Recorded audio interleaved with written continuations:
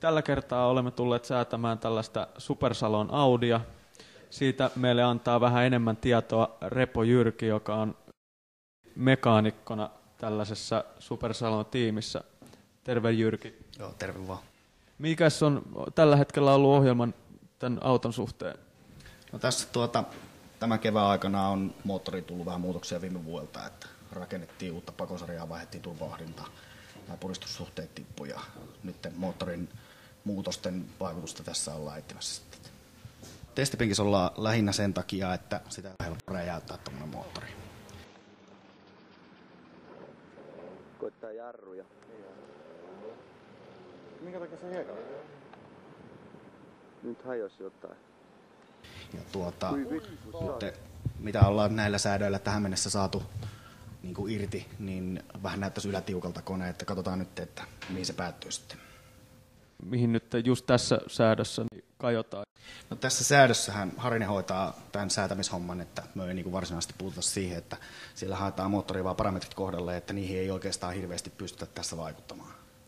Ja että tässä nyt lähinnä tutkitaan sitä, että miten tuo uusi turbo käyttäytyy tämän moottorin kanssa.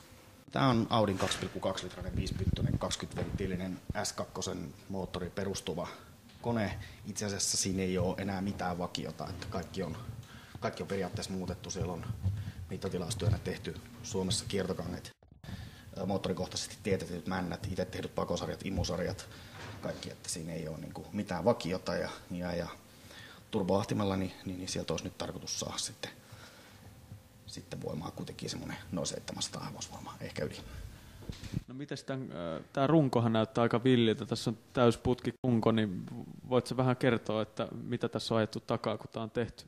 Joo, tässähän on venytetty nyt vanha Supersalonin säännöstö äärimmilleen, eli Supersalonin säännöt sallii, että pyörintuentojen muutokset on sallittu, niin tässä on nyt muutettu sitten pyörintuentojen lisäksi vähän muutakin.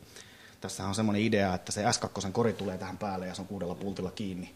Ja sitten siinä on kaikki aerodynamiikkaratkaisut, sitten siellä on kuituluukut ja kaikki tällaiset. Ja tässä on haettu sellaista, että tämä varsinainen kehikko on mahdollisimman jäykkä, mahdollisimman kevyt ja edelleen niin saadaan nurkkapainot mahdollisimman hyvin kohdalleen, mahdollisimman alas auto, lattiaa tiputetaan ja näin poispäin. Eli tällä tavalla pystytään saamaan näille kilpa-auton vaatimille apulaitteille paremmin tilaa ja saadaan niin kuin, joka renkaalle samanlainen paino mahdollisimman tarkkaan.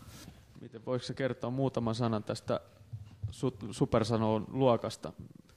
Joo, Supersalonihan on itse asiassa suomalaisen rata-autoilun harrasteluokkien kuninkuusluokka. Tarkoittaa sitä, että suurin osa autoista on itse rakenneltu ja että siinä on tällainen idea, että rakennetaan autot, harrastetaan tallissa ja näytetään tulokset radalla. Siellä on puhtaita kilpa-autoja, puhtaasti kilpa-autokäyttöön tarkoitettuja. Säännöt on hirveän vapaat, moottorit on vapaat, kunhan iskutilavuus on alle 8 litraa. Vetotapa vapaa, vaihelaatikko vapaa ja näillä vanhoilla säännöillä tällaisiakin rakennemuutoksia sai tehdä. Mutta nyt sitten muuttui, pari vuotta sitten tuli uudet säännöt ja nyt ensi kausi on toiseksi viimeinen kausi, mitä näillä saa ajaa näillä niin sanotulla vanhan säännön vehkeillä. Ja uusissa säännöissähän nyt tällaiset putkirunkorakenteet ja rankasti muudellut itse kantavat runkorakenteet on kiellettyjä. Mitäs tässä on nyt seuraavaksi tekeillä? Kysytään nyt vaikka tämän säätötoimenpiteen suhteen.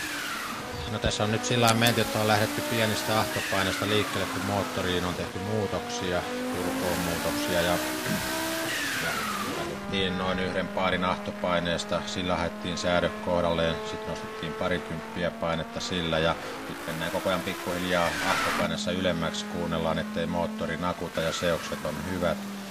Pakokaasun lämmöt hyvät, turbon vastapaineet ei nouse liian korkealle ja kaikenlaisia pieniä asioita.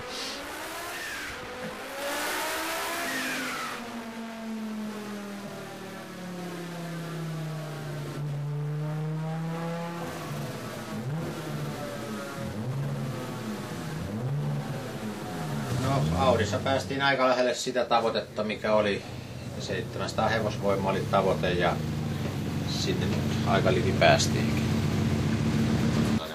Kuva saataisiin, millainen tuonne Audi on, niin tässä on Audin vääntökäyrä. Siellä on noin 700 newtonia vääntöä, pikkusen reilu. Että tässä on aika iso ero. Ja sitten moottoriteho noin 700 hevosvoimaa. Että se menee ilmeisesti aika pirteästi tämmöinen Audi.